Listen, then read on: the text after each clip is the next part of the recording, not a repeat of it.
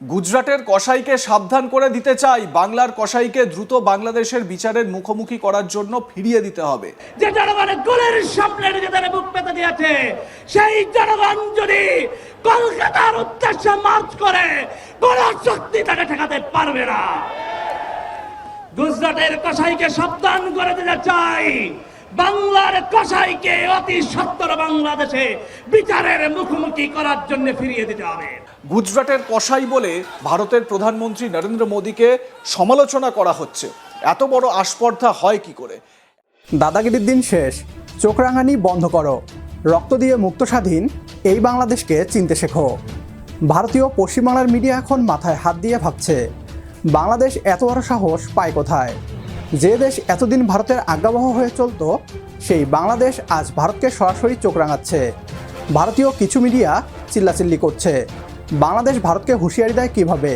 তাদেরকে স্পষ্ট করে বলতে চাই, এটা আপনাদের আজ্ঞাবহ শেখ হাসিনার বাংলাদেশ নয়, এটা 2024 পরবর্তী ছাত্র জনতার নতুন বাংলাদেশ।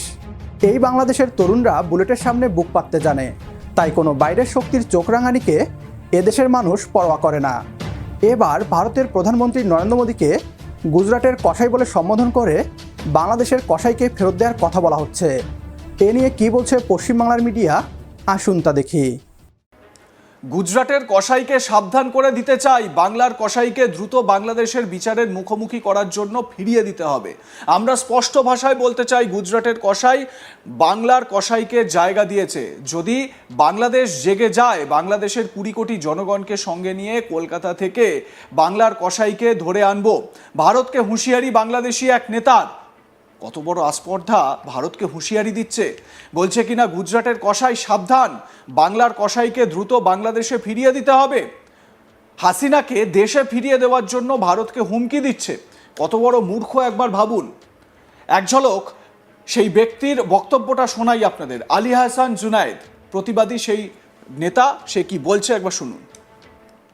আমাদের ভদ্রতার জবাবে আমরা দেখছি, ভারত মনে করেছে ভারত থেকে পরিকল্পনা করে আমার ভাইকে হত্যা চেষ্টা চালানো হবে, আর বাংলাদেশে শরীফ ওসমান হাদির ভাই বন্ধুরা বেঁচে থাকতে ভারত শান্তিতে থাকতে পারবে না। আমরা স্পষ্ট ভাষায় বলতে চাই, গুজরাটের কসাই বাংলার কসাইকে জায়গা দিয়েছ। যদি বাংলাদেশ যেতে যায়, বাংলাদেশের 20 কোটি জনগণকে সাথে নিয়ে কলকাতা থেকে বাংলার কসাইকে ধরে আনবো। বাংলার জনগণ ভয় পায় না। বাংলার জনগণ হাসিনাকে দিল্লিতে পালিয়ে যেতে বাধ্য করেছে। যে জনগণের গোলের সামনে নিজেদের বুক পেতে দিয়েছে, সেই জনগণ যদি কলকাতার উদ্দেশ্যে মার্চ করে, কোন শক্তি তাকে ঠেকাতে পারবে না। গুজরাটের কসাইকে সাবধান করে দিতে চাই, বাংলার কসাইকে অতি সত্বর বাংলাদেশে বিচারের মুখোমুখি করার জন্য ফিরিয়ে দিতে হবে। বাংলাদেশে মৌলবাদী ও জিহাদিদের বাড়বাড়ন্ত কিভাবে হয়েছে, নতুন করে আর কি বা বলবো বলুন। একই সঙ্গে বাংলাদেশের অভ্যন্তরে ভারত বিরোধী মনোভাবও মাথাচাড়া দিয়ে উঠেছে। এর জেরে বাংলাদেশের বিভিন্ন কর্তা ব্যক্তি ও নেতাদের পক্ষ থেকে ভারত বিরোধী মন্তব্য উঠে আসছে।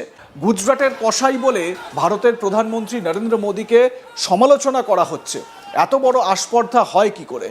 এত বড় সাহস বাংলাদেশের মাটিতে দাঁড়িয়ে ভারত বিরোধী ষড়যন্ত্র করার চেষ্টা করছে কি করে? এর নেপথ্যে বড় শক্তি রয়েছে অবশ্যই সিআইএ, ডিপ স্টেট, পাকিস্তানের আইএসআই এবং তুরস্কের শক্তি তো রয়েছে।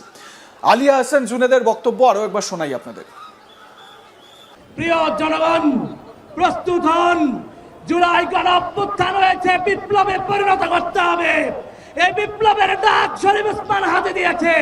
শরীফ ওসমান হাদির ভাই এবং বন্ধু আমরা এই বিপ্লবকে চূড়ান্ত বিপ্লবে রূপান্তর করতে হবে ইনশাআল্লাহ। এই স্লোগান আমাদের বাঁচতে হবে, যে স্লোগান প্রাণের স্লোগান, গোলামীর আজাদি, গোলামীর আজাদি। ভারত আন্তর্জাতিক মহলে নিজেদেরকে বড় পরাশক্তি দাবি করে, অথচ প্রতিবেশীদের সাথে সম্পর্ক বজায় রাখতে তারা বারবার ব্যর্থ। শ্রীলঙ্কা, নেপাল ও মালদ্বীপের পর এখন বাংলাদেশও ভারতীয় আধিপত্যের বিরুদ্ধে দাঁড়িয়ে গেছে। ভারতের পররাষ্ট্রনীতি সবসময় ছিল শোষণের, অংশদারিত্বের নয়। তিস্তার পানি বণ্টন ঝুলিয়ে রাখা, সীমান্তে একের পর এক নিরীহ বাংলাদেশি হত্যা করা, এসব অন্যায়কে যারা দিনের পর দিন মুখ বুজে সহ্য করেছে, সেই গোলামদের সময় শেষ হয়েছে।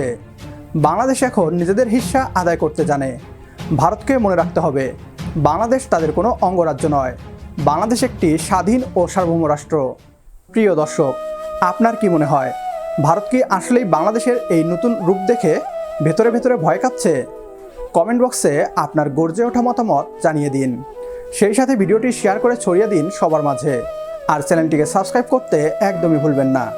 পরবর্তী ভিডিও দেখার আমন্ত্রণ জানিয়ে বিদায় নিচ্ছি আজ। আল্লাহ হাফেজ।